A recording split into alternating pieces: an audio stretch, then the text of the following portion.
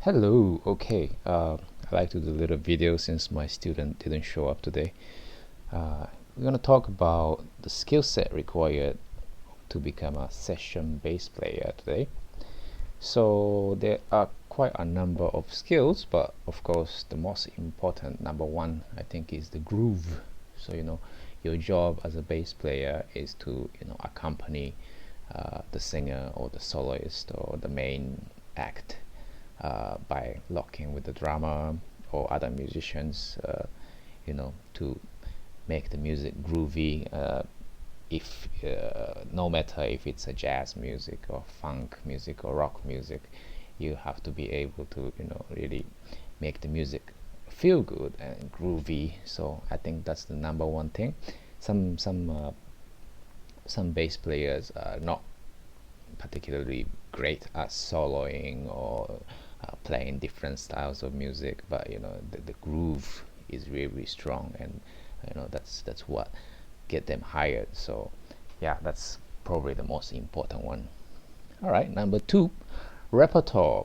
Yeah, that's kind of important too, because let's say if you are doing pop gigs, you definitely have to know the pop songs. If you're playing in the top 40 band or something, there's a lot of homework. You have to learn the songs, and whether you transcribe it yourself or learn from the charts that are given from other people. You have to be able to play the songs, to make the gig. So yeah, repertoire is number two.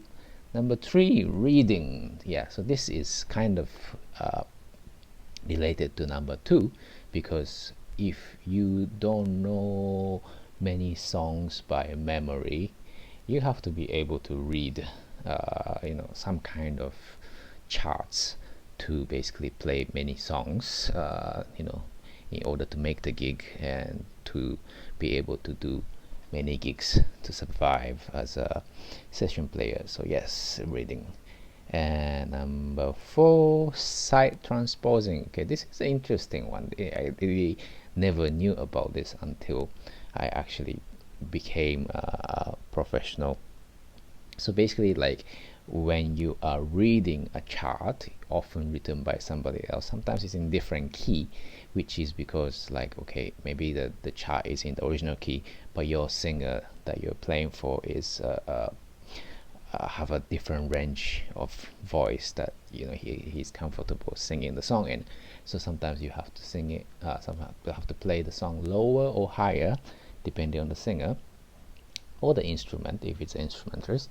So then you have to side transpose the chart. So like, let's say the song is in key of C originally, and it just says like C, D minor, E minor, A7, D minor, G7, C or something, but you have to play in the key of E, for example. Then you have to be able to kind of shift it and play in the different key on the spot. Usually it's just like simple bass line, then it's quite easy for bass because you can just play one note per chord, or just play the root, or some arpeggios, if it's like a walking bass line or something. Yeah, but sometimes there are lines, like some kind of riffs that you have to transpose, then it's more difficult. But yes, at least to be able to do a simple transposing on the spot, it helps a lot. Next one is learning fast by ear. Sometimes when you go into rehearsal for some artists, they kind of change things on the spot, or they just play something. Oh, this riff is nice, can we do it this way, or this rhythm. Often you have to play it on the spot by listening, and sometimes you have to write it down, basically transcribe it, so that you don't forget on the chart. And you got to be very fast at that to be a very efficient session player. So yes, that helps a lot, learning fast by ear. And number six, soloing. I think as a session player, you don't have to be very fantastic soloist for most part, especially if you're playing pop or rock or something.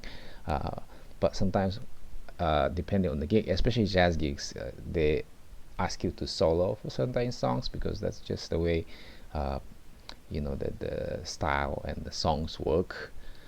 So you have to be able to kind of solo over the changes, or yeah, and then to make the gig basically. And if you are good at some kind of soloing, it really helps as well to stand out as well. Like for my case, I couldn't even do walking bass when I started working, but I could do a slap thing, and that helped me to kind of stand out a little bit from my other peers, those music students, and then say, oh, to get attention basically. And then I was like, oh, this guy has potential, so let's start hiring him for small gigs, and see if he improves, kind of thing.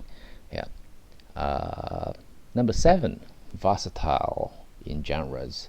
So yes, if you're a session player, you have to be able to kind of play different kinds of music. Sometimes it's like a jazz gig, sometimes it's a pop gig, Latin gig. Sometimes it's not just different gig, it's just one gig.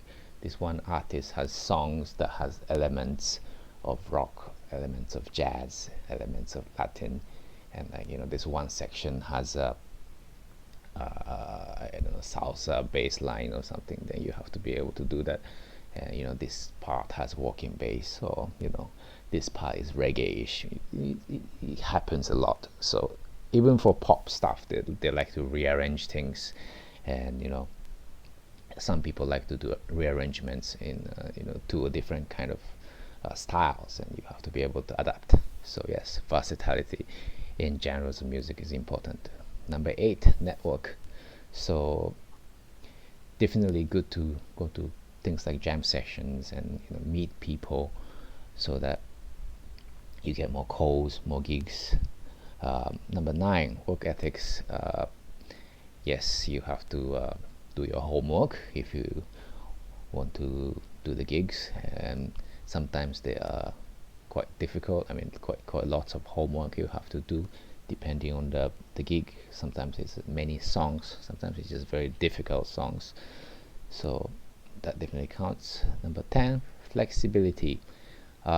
This is something also that people don't realize until you actually start, because sometimes your bosses are not perfect. Many times when I was young, I felt like telling them, no, this is not right, it's supposed to be this way, but you are actually being hired to play for them. So you actually have to be flexible, and not only time that they are wrong or something, but you just gotta be flexible. And sometimes you spend quite a lot of time on certain arrangements, and they just suddenly change the arrangement, and then you're like disappointed. But you gotta be flexible, and whatever it is, you gotta follow them basically if you're hired. And finally, availability. There was one time that when I was young, I was doing lots of different things, and I started doing this regular gig as a side thing besides the sessioning. And there was this artist who always called me, and he kept calling me, but I started doing this regular gig, which I was supposed to be committed, or this person said I need to be committed. So basically I started declining this other artist gig when he calls me. And then basically after a few times, people ask you for a gig, and if you always say no, they will stop calling you. And this guy's case, I mean, he called me like 10 times, and I declined like 10 times. Not that I wanted to, but of course he stopped calling me after a while. So if you want to be a session bass player, and if you want the gig by a certain person, you have to be available. I would say, yeah, once in a while you cannot make the gig, that's okay. But if it's few times in a row, there's a big chance that he will stop calling you. So that's something you have to consider. And if there are other things that you have to cancel, if you really want this other gig, you have to do it as well. So anyway, this is the skill set required for session bass player. Hope you enjoy it. Don't forget to subscribe. Bye.